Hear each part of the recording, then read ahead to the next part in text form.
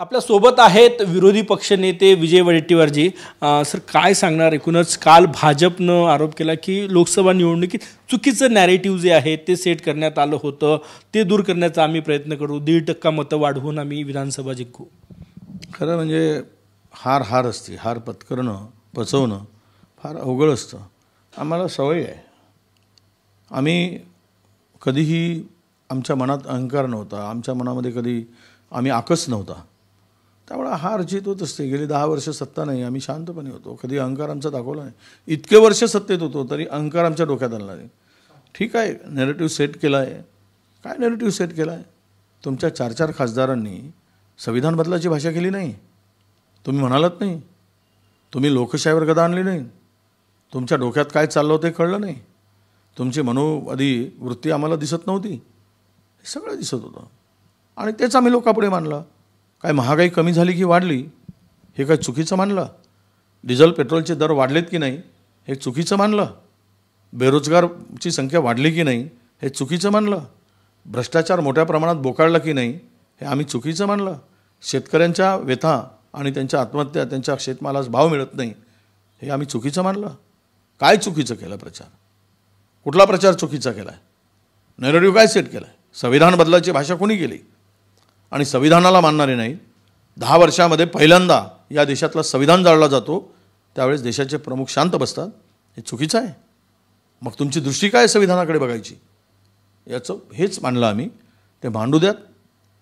ते जर असं आणि म्हणतील की आम्ही जनमानसात जाऊन ते मांडू, तुम्ही मांडा. तुमच्या मागे आम्ही मांडतो. सत्य लोकांना कळेल आणि जनता निर्णय घेईल.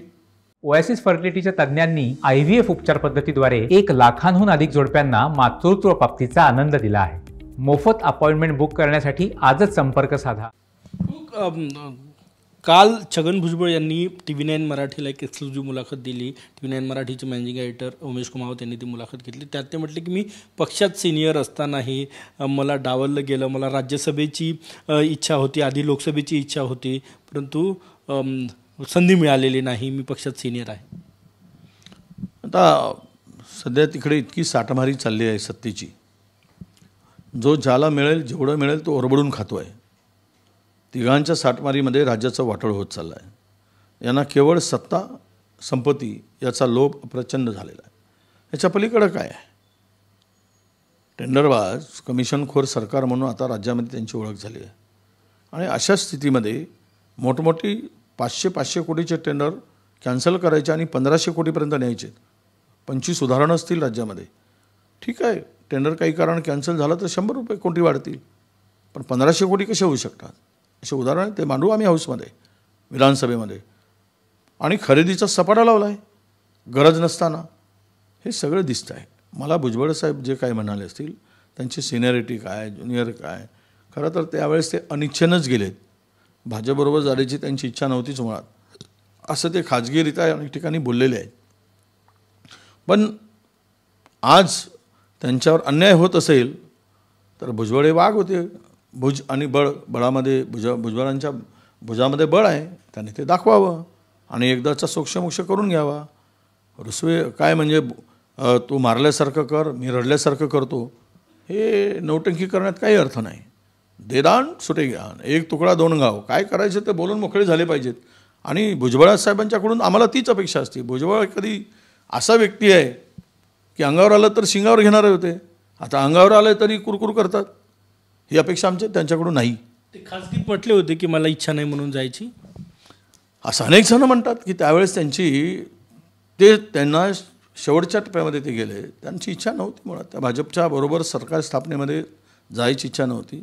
पण आता अनेकांची CBI ED हे सगळे माहिती, तो प्रेशर होता, एजन्सीचा वापर होता, दबाव होता. त्या दबावापोटी गेलेत आणि दबावापोटी झालं आहे. त्याच्यापेक्षा काय आहे? हे सगळी जी गेली यातली अनेक जण अनिच्छेने गेली आणि आता निकाल लागल्यानंतर खापर एकमेकावर फोडलं जात आहे. मी सांगितलं तुम्हाला स्पष्टपणे की या राज्यामध्ये ही सर्व मंडळी सत्तेसाठी एकत्र आली होती, विचाराने एकत्र नव्हती. सत्ता आणि सत्तेतून ऐश्वर्य उभं करणं एवढंच त्यांचा हे होता. ते म्हटले की मी अजितदादासोबतच राहणार, मी पवारांसोबत जाणार नाही, तिथली कुठलीही खिडकी उघडी नाही माझ्यासाठी, मी इथेच राहणार. नाही, असं आहे, ते तिथेच राहावेत आणि अजितदादाही तिथेच राहावेत, ते भाजपबरोबरच राहावेत. आम्हाला आनंद आहे त्याचा.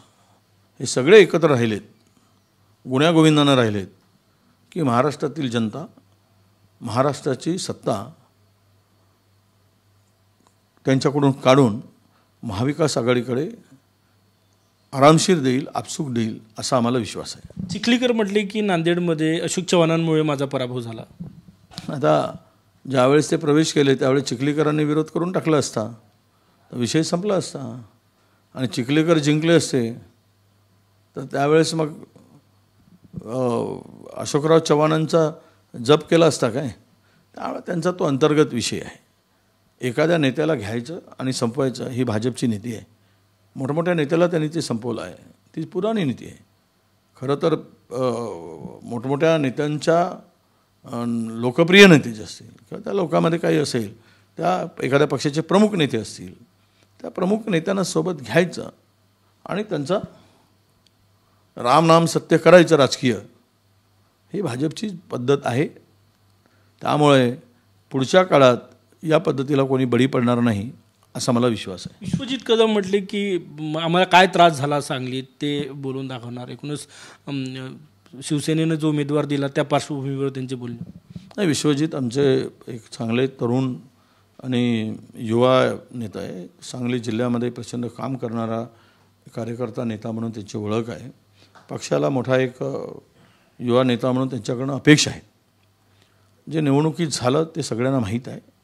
आता थोडा संयमानं घेण्याची आवश्यकता आहे. आम्ही त्यांना सल्ला देऊ आणि राजकारणामध्ये यावेळेस निवडणूक होते, निवडणूक संपते, त्यावेळेस आपण ते अधिक न वाढवता किंवा अधिक न पुढे जाता झालेला अन्याय ते डोक्यात ठेवून काम करण्याची आवश्यकता आहे. महाराष्ट्रामध्ये महाविकास आघाडीला सत्ता मिळवण्यासाठी तीनही पक्ष एकत्र राहून काम करू. त्यामध्ये आम्ही त्यांच्या मनातला, स्वाभाविक आहे, त्यांच्या मनात जो काही राग असेल तो राग दूर करण्याचा प्रयत्न करू. महाविकास आघाडीची आज बैठक आहे. तुम्ही इथे आहे, विदर्भात आहे, शेतकऱ्यांच्या समस्या जाणून घेत आहेत, प्रदेशाध्यक्ष विदर्भात आहे, आजच्या बैठकीत नसणार आहे.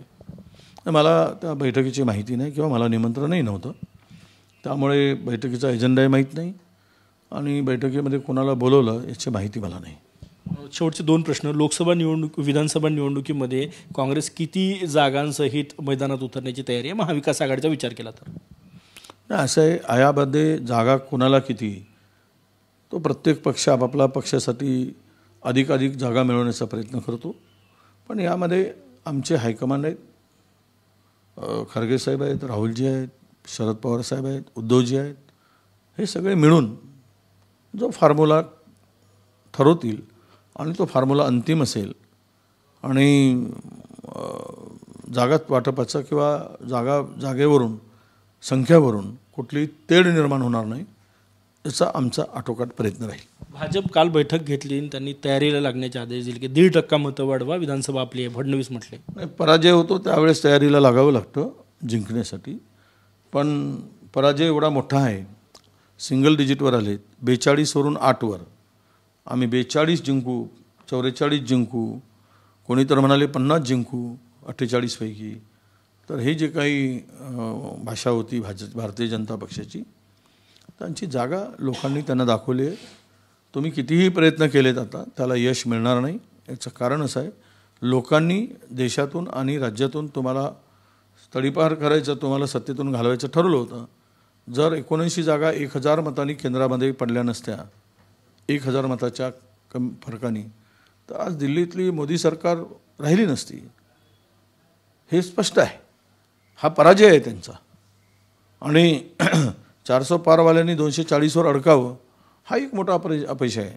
आणि राज्यामध्ये 42वरून 8वर यावे हाही मोठा पराजय आहे. त्यामुळे त्यांनी कितीही प्रयत्न करू देत, तो आपापल्या पक्षासाठी प्रयत्न करतो. पण जनतेने मात्र निर्धार केला आहे यावेळेस महाविकास आघाडीच्या बाजूनं कौल देण्याचा. खूप खूप धन्यवाद. कॅमेरामॅन सचिन सायमसह गजानन माटे, TV9 मराठी, नागपूर.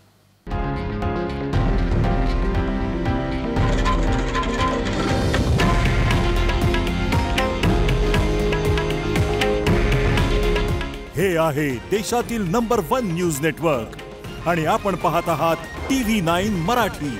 काळजी तुमची, हित महाराष्ट्राचं.